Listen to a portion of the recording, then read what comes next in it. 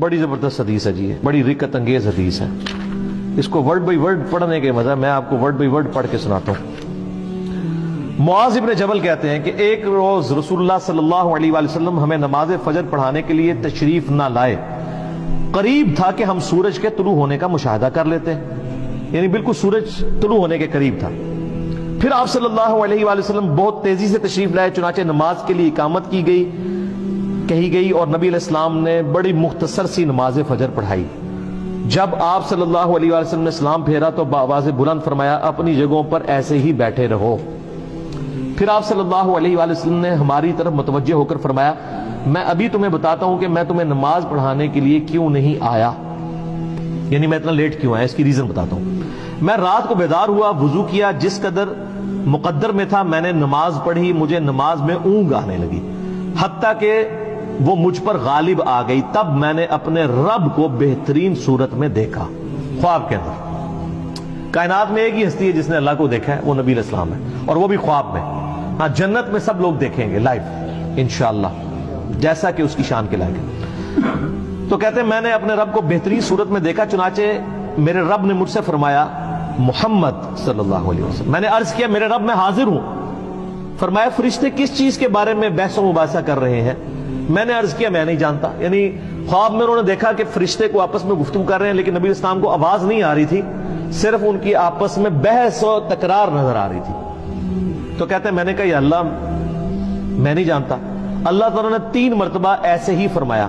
پھر آپ صلی اللہ علیہ وآلہ وسلم نے فرمایا، میں نے اپنے رب کو دیکھا کہ اس نے اپنا ہاتھ میرے کندھوں کے درمیان رکھا، حتیٰ کہ میں نے اس کے انگلیوں کے پوروں کی ٹھنڈک اپنے قلب اور سینے میں محسوس کی.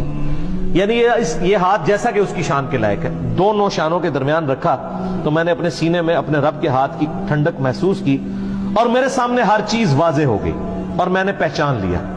یعنی وہ جو فرشتوں والا معاملہ تھا، وہ غیبی خبر اللہ تعالیٰ نے ٹرانسفر کر دی. پھر اب اللہ تعالیٰ نے دوبارہ پوچھا،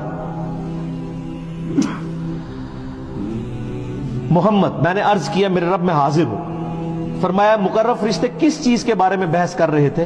میں نے عرض کیا، گناہ مٹا دینے والے اعمال کے بارے میں. تو اللہ نے فرمایا کہ محمد وہ کیا ہیں؟ میں نے عرض کیا، جو کچھ اب فرشتوں والا علم حضور صلی اللہ علیہ وسلم کو بھی ٹرانسفر ہو گیا، کہ باجماعت نماز پڑھنے کے لیے پیدل چل کر جانا. یہ گناہ مٹا دینے والے اعمال ہیں جو سورۃ الانعام میں سورہ طٰہٰ کے اندر آتا ہے نا، کہ جو گناہ ہے وہ نیکیاں جو ہیں گناہوں کو مٹا دیتی ہیں. تو یہ سورہ ہود کے اندر نیکیاں گناہوں کو مٹا دیتی ہیں. تو وہ کون سی نیکیاں ہیں؟ پیدل نماز کے لیے چل کے جانا، نماز کے بعد مسجد میں ہی بیٹھے رہنا، یہ دوسری نیکی.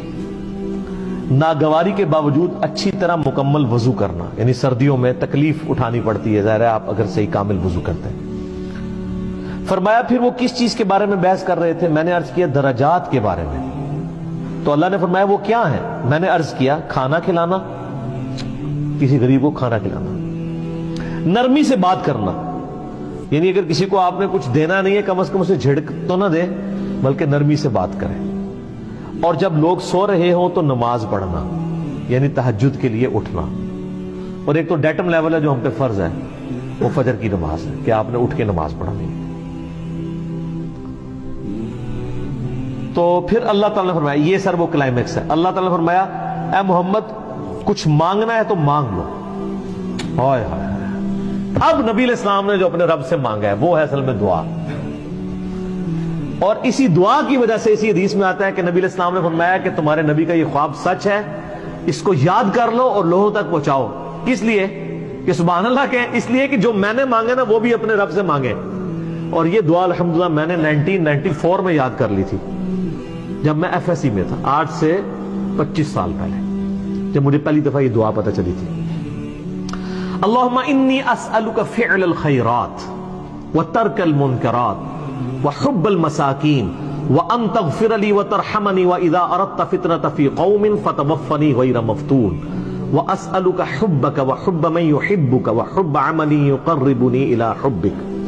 اللہم انی اسألک فعل الخیرات، اے اللہ میں تجھ سے نیک اعمال کا سوال کرتا ہوں کہ میں نیک عمال کروں، وترک المنکرات، اور تمام گناہوں کو چھوڑ دینے کا سوال کرتا ہوں، وحب المساکین، اور مسکینوں کی محبت۔ یعنی جو کچھ فرشتوں کی بحث تھی اور حضور علیہ السلام نے جواب دیا، اسی وقت آپ نے اس کو دعا بنا لیا۔ وَأَن تَغْفِرَ لِي وَتَرْحَمَنِي، اور یہ کہ تو مجھے بخش دے اور مجھ پہ رحم فرما۔ وَإِذَا أَرَدْتَ فِتْنَةَ فِي قَوْمٍ فَتَوَفَّنِي غَيْرَ مَفْتُونٍ، اور اگر تو کسی قوم کو فتنے میں مبتلا کرنے کا ارادہ کرے تو یا اللہ مجھے فتنے سے بچا لینا۔ لوگ تو کہتے ہیں نا جی وہ اللہ تعالیٰ سے یہ دعا نہیں کرنی چاہیے، اللہ تعالیٰ سے کہنا چاہیے صبر مانگنا چاہیے۔ نہ، اللہ تعالیٰ سے پہلی دعا یہ کرنی چاہیے کہ اللہ تعالیٰ ہمیں فتنے میں مبتلا ہی نہ کر، اور اگر تو نے میری ڈیسٹنی میں لازمی رکھا ہے اس آیت کے تحت کہ وَلَنَبْلُوَنَّكُمْ بِشَيْءٍ مِّنَ الْخَوْفِ، تو پھر اگر مجھے یہ کرنا چاہتا ہے تو پھر مجھے ثابت قدم رکھ۔ پہلی دعا یہ ہے وَإِذَا أَرَدْتَ فِتْنَةَ فِي قَوْمٍ فَتَوَفَّنِي غَيْرَ مَفْتُونٍ، اے اللہ مجھے فتنوں سے بچانا۔ اللہم انی اسألک حبک، اے اللہ میں تجھ سے تیری محبت کا سوال کرتا ہوں، وحب من یحبک، اور میں ہر اس شخص کی محبت تجھ سے مانگتا ہوں جس سے تو محبت کرتا ہے، یعنی سارے انبیاء کی محبت، اہل بیت کی، صحابہ کی، نیک لوگوں کی۔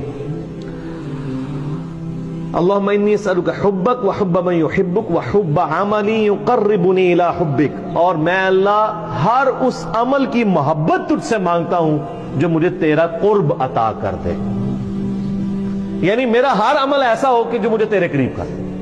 ایک تو وہ دعا ہے نا ابو داؤد کے اندر، سنن نسائی میں، کہ معاذ ابن جبل ہی کو نبی علیہ السلام فرمایا تھا اے معاذ میں تجھ سے محبت کرتا ہوں، ان کے یا رسول اللہ میں بھی کرتا ہوں، تو فرمایا معاذ یہ دعا کبھی نہ چھوڑنا، ربی اعنی علی ذکرک و شکرک و حسن عبادتک، یہ وہی دعا ہے، اے اللہ میں تیری مدد چاہتا ہوں تیرا ذکر کرنے پر، شکر ادا کرنے پر، اور اچھے طریقے سے عبادت کرنے پر۔ اور نسائی میں الفاظ ہیں اللہم کے ساتھ، یہ دونوں الفاظ ٹھیک ہے، ربی اعنی اور اللہم اعنی، دونوں الفاظ سنت سے ساتھ۔ تو یہ دعا کی، پھر نبی علیہ السلام نے فرمایا یہ خواب حق ہے، اسے یاد کر لو اور دوسروں کو بھی بتایا۔